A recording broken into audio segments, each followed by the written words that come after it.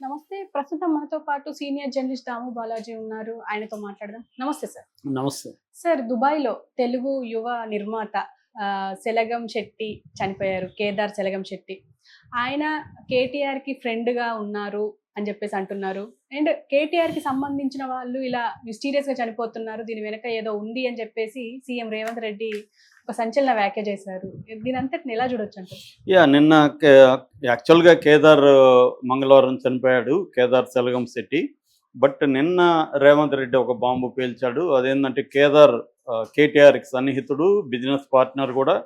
కేటీఆర్ కేసుల్లో ఇన్వాల్వ్ అయిన వాళ్ళు సంజీవ్ రెడ్డి కావచ్చు, తర్వాత రాజలింగం కావచ్చు, తర్వాత కేదార్ కావచ్చు, వీళ్ళు వరుసగా మిస్టీరియస్‌గా చనిపోతున్నారు. దీని మీద ఎందుకు కేటీఆర్ విచారణకు డిమాండ్ చేయట్లేదు? ప్రతిదీ విచారణని డిమాండ్ చేస్తాడు కదా. మరి ఇదెందుకు డిమాండ్ చేయండి, మేము దాని మీద ఎంక్వైరీ చేస్తామన్నాడు. ఇక్కడ ప్రశ్న ఏంటంటే రేవంత్ రెడ్డికి కంప్లైంట్ ఎందుకు ఇవ్వాలి? రేవంత్ రెడ్డి నిజంగా మిస్టీరియస్గా కేటీఆర్ కేసుల్లో చనిపోతున్నారని తెలిస్తే రేవంత్ రెడ్డే దీని మీద విచారణ జరిపించి కేటీఆర్ దోషిగా రేవంత్ రెడ్డి తేల్చొచ్చు కదా. అంటే ఇది ఓన్లీ పొలిటికల్ అలిగేషన్ తప్ప దీంట్లో పసలేదనేది మనకు అర్థమవుతుంది. రేవంత్ రెడ్డి మాటల్లో విషయం లేదు. ఎందుకంటే వాళ్ళ పోలీసులే రాజలింగం చావుకి కారణం కేటీఆర్ కాదు. అక్కడ పోలీస్ స్టేషన్కి ఎదురుగా ఒక ల్యాండ్ ఉంది, అక్కడ రేణిగుంట్ల అనే ఇంటి పేరు ఉన్న వాళ్ళతో ఈయనకి విభేదాలు ఉన్నాయి, వాళ్లే చంపారనేది పోలీసులు, అక్కడ ఉన్న పోలీసులే తేల్చారు భూపాలపల్లి పోలీస్ స్టేషన్లో. సో అంటే ఈయన గవర్నమెంట్లో ఉండే పోలీసులేమో కేటీఆర్కి సంబంధం లేదు. కేటీఆర్ సంబంధం ఉంటే రాజలింగం హత్య ఆయన పేరు పెట్టి ఆయన కూడా అరెస్ట్ చేయాలి కదా. కేటీఆర్ని ఎందుకు చేయలేదు?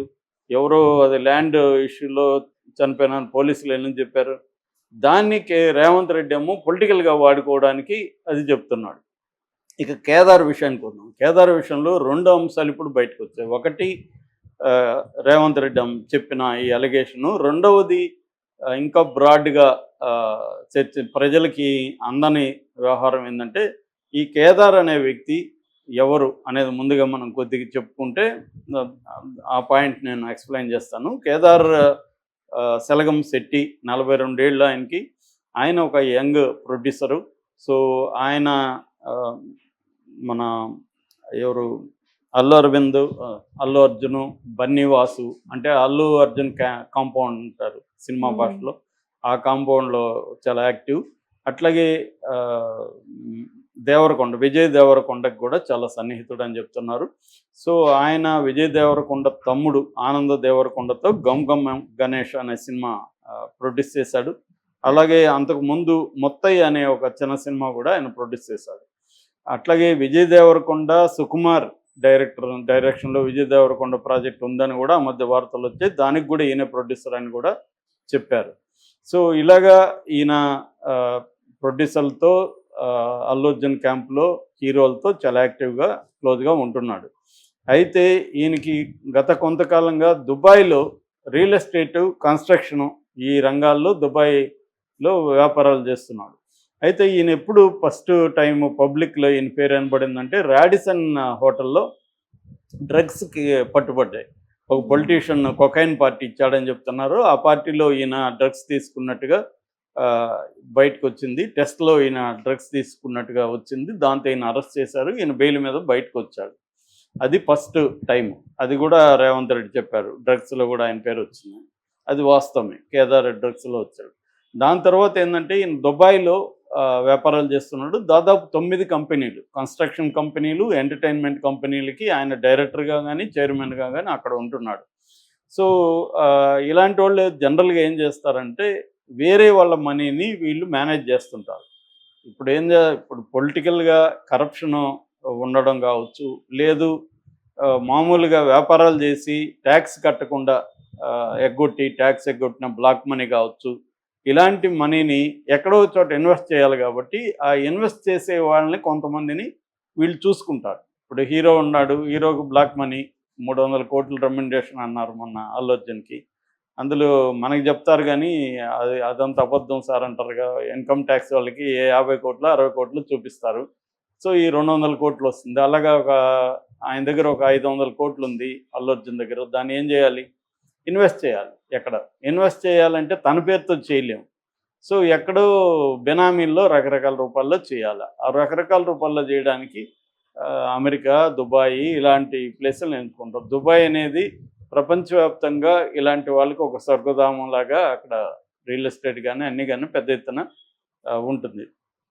సో ఈయన ఏం చేస్తున్నాడంటే కొంతమంది హీరోలది, ప్రొడ్యూసర్ది, పొలిటికల్ లీడర్స్ది డబ్బులు తీసుకొని అక్కడ ఇన్వెస్ట్ చేస్తున్నాడు. అక్కడ ఈయన డైరెక్టర్గా, చైర్మన్గా కొన్ని కంపెనీల్లో ఉండి కొన్ని పెద్ద కంపెనీల్లో ఆయన వాటాదారుడిగా ఉండి డబ్బులు పెడుతున్నాడు. వీళ్ళ డబ్బుల్ని ఆయన అక్కడ ఇన్వెస్ట్ చేస్తున్నాడు.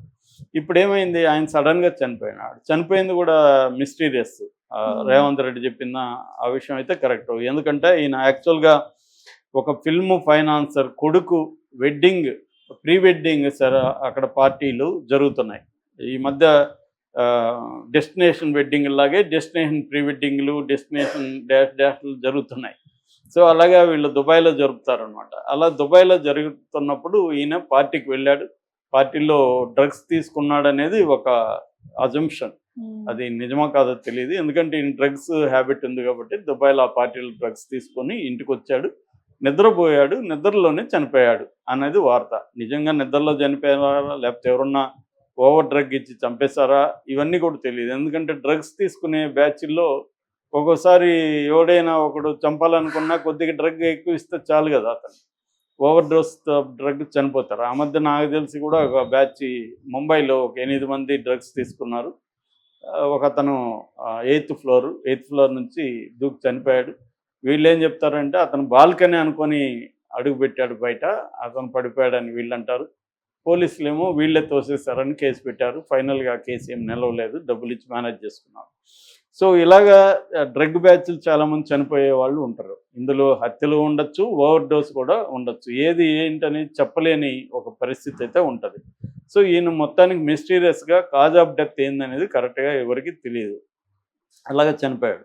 ఇప్పుడు ఏంటంటే ఆయన నమ్ముకొని డబ్బులు పెట్టిన వాళ్ళ పరిస్థితి ఏంటి, ఆయన ఎక్కడెక్కడ పెట్టుబడులు పెట్టాడు ఏంటి, వీళ్ళందరి దగ్గర డీటెయిల్స్ లేవు. ఎందుకంటే ప్రతిదీ వీళ్ళకి చెప్పలేని పరిస్థితి ఉంటుంది అక్కడ.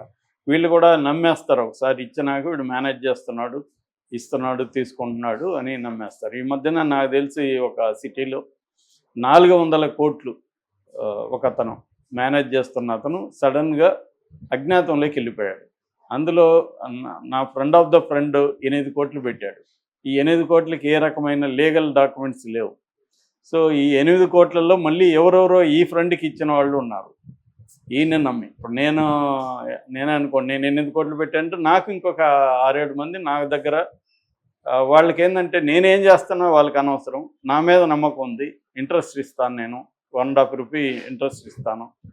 వాళ్ళు ఏదో ఒక ల్యాండ్ అమ్మారు, ఇంకోటి అమ్మారు, వాళ్ళకి మంత్లీ ఇంట్రెస్ట్ కావాలి, వీడైతే నమ్మకం నా దగ్గర తెచ్చి ఇచ్చేస్తారు. నేను దానికి సంబంధించి ఏ డాక్యుమెంట్స్ వీళ్ళకి ఇవ్వను, ఓన్లీ నమ్మకమే డాక్యుమెంట్ ఇక్కడ. సో అలాగా అతను 400 కోట్లు అదృష్టం అయిపోతే వీళ్ళందరికీ ఇంకా నిద్ర రాలేదు ఎవరికి. మళ్ళీ ఏమైంది ఇంకా నాకు తెలియదు, కానీ ఇటీవలనే జరిగింది అది. దానికి అతను చెప్పే కారణం ఏంటంటే అతను పార్ట్నర్గా ఉన్న ఒక ఫర్మ్లో ఇంకొక 2 అతను మోసం చేశారు. వాళ్ళు ఒక పుకారు పుట్టించారు దీంట్లో లాసులు వచ్చేసిందని. దాంతో వరుసగా అతని దగ్గర పెట్టిన వాళ్ళందరూ అర్జెంటుగా మా డబ్బులు మాకు ఇచ్చాయని ప్రెజర్ చేశారు. అతను ఎస్కేప్ అయిపోయాడు. అతను మంచివాడే అని. అంటే ఇక్కడ మంచి చెడ్లు అనేది లేదు. వ్యాపారం అన్నప్పుడు లాసు ఉండొచ్చు, ఏమన్నా ఉండొచ్చు. అతన్ని నమ్మి నువ్వు పెట్టేస్తున్నావు. సో ఇప్పుడు మ్యూచువల్లో పెట్టేదంటే దానికి కొంత ఇది ఉంది. ఎప్పుడైనా రిస్క్ ప్రాఫిట్ రేషియో అనేది ఉంటుంది. నీకు హై ప్రాఫిట్, హై ఇంట్రెస్ట్ కావాలనుకున్నప్పుడు రిస్క్ కూడా హై ఉంటుంది. సో దాన్నే రిస్క్ అపిటైట్ అంటారు. నువ్వు రిస్క్ ఎక్కువ తీసుకునే వాళ్ళకి రిస్క్ అపిటైట్ ఎక్కువ ఉన్నట్టు. సో అలాగా వీళ్ళు ఇక్కడ ఉన్న వాళ్ళు కూడా పెట్టారు. వీళ్ళకి రిస్క్ అపిటైట్ ఎక్కువ ఉన్నట్టు పెట్టిన వాళ్ళు కేదార్ దగ్గర. ఇప్పుడు కేదార్ చనిపోయాడు కాబట్టి సడన్గా 42 అతను చనిపోతాడని ఎవరు అనుకుంటారు, ఎవరు అనుకోరు. సో యాక్టివ్గా ఉన్నాడు, బాగున్నాడు, మనకి నమ్మకంగా ఉన్నాడని వీళ్ళు పెట్టుంటారు. ఇప్పుడు ఈ డబ్బులంతా పోయింది. మరి ఈ డబ్బుల్లో ఎవరెవరిది ఉంది, కేటీఆర్ది ఉందా, విజయ్ దేవరకొండ ఉందా, అల్లు అర్జున్ ఉందా, ఎవరెవరిది ఉందా అనేది తెలియదు. కానీ పెద్ద హీరోలవి, పెద్ద ప్రొడ్యూసర్లవి, పెద్ద స్థాయి పొలిటికల్ లీడర్లవి మాత్రం కేదార్ దగ్గర డబ్బులు అయితే పెట్టారు. ఇతను బెనామీగా అక్కడ పెట్టారని చెప్తున్నారు. ఇప్పుడు వీళ్ళు ఒక టీమ్గా ఫామ్ అయ్యి అతను ఎక్కడెక్కడ పెట్టాడు ఏంటి అనేది ఒక ఇన్వెస్టిగేటివ్ వ్యవహారాలు చేయాలి. అది చేయడం అనేది కష్టమైపోతుంది. ఎందుకంటే దానికేమి లీగల్ వ్యవహారాలు ఉండవు. చాలాసార్లు ఎక్కడ పెట్టాడో అతనికి మాత్రమే తెలిసుండే అవకాశం ఉంది. సో ఇది ఇప్పుడు మేజర్గా వినిపిస్తున్నమాట. ఇది జనరల్గా జరిగేదే. రిస్క్ అప్టైట్ ఉన్నోడు పోతాడు, లేనోళ్ళు భద్రంగా ఉంటారు. అంటే పోయినా పర్లేదు అనుకునే దగ్గరే పెట్టాలి. దీని నుంచి మనం గ్రహించాల్సింది, చాలామంది అలా కాకుండా వాళ్ళు పాపం ఏదో ఒక ఆస్తి, ఒక ఇల్లు అనుకుందాం ఫర్ ఎగ్జాంపుల్, ₹1,00,00,000 అమ్ముతారు. అమ్మి ఇట్లాంటి వాళ్ళ దగ్గర ఇచ్చేస్తారు. ఎందుకంటే వాళ్ళకి మంత్లీ ₹1.5 ఇంట్రెస్ట్ బ్యాంకుల్లో కానీ ఇంకెక్కడ రాదు కాబట్టి వీళ్ళు ఇస్తూ ఉంటారు, ఇంట్రెస్ట్ ఇస్తూ ఉంటారు, నమ్మకంగా ఉంటాడు. కానీ మధ్యలో అతను చనిపోతేనో లేకపోతే అతను ఇంకెక్కడో పెట్టి ఉంటాడుగా, ఇప్పుడు ఇందాక చెప్పినట్టుగా వాళ్ళు లాస్ అయితేనో ఫైనల్గా ఇతనికి ఆ కోటి పోతుంది. కోటి బ్యాంకులో పెట్టుకున్నా ఇతనికి ఏ ₹5 ₹6 ఇంట్రెస్ట్ వచ్చేది మ్యాక్సిమం. ఇప్పుడేమో ₹1.5 ఆశపడి అసలుకి పోయి ఇలాగా చాలా జరుగుతున్నాయి సమాజంలో. సో అది దృష్టిలో పెట్టుకోవాలి. ఎందుకంటే మనకి గ్రీడ్ అండ్ ఫియర్ ఈ రెండే డ్రైవ్ చేస్తుంటాయి మనుషుల్ని ఫైనాన్షియల్గా. ఎక్కువ గ్రీడ్ ఉన్నప్పుడు మనం ఒక్కోసారి ఇదైపోతాం, భయం వల్ల కూడా ఒక్కోసారి జరుగుతాయి. స్టాక్ మార్కెట్లో ఈ రెండే బేసిక్ ఎమోషనల్ ఆస్పెక్ట్స్ అన్నమాట. సో ఆ రకంగా కేదార్ వల్ల ఎన్ని కోట్ల లాసు అనేది ఇంకా తెలియదు, కానీ పెద్ద ఎత్తున లాస్ అని అంటున్నారు. సో ఈ యాంగిల్ ఇప్పుడు కేటీఆర్ బయటకు వచ్చి మాట్లాడతాడా, దీనికి రేవంత్ రెడ్డి దానికి సమాధానం ఇస్తాడేమో చూడాలి. Okay sir, thank you.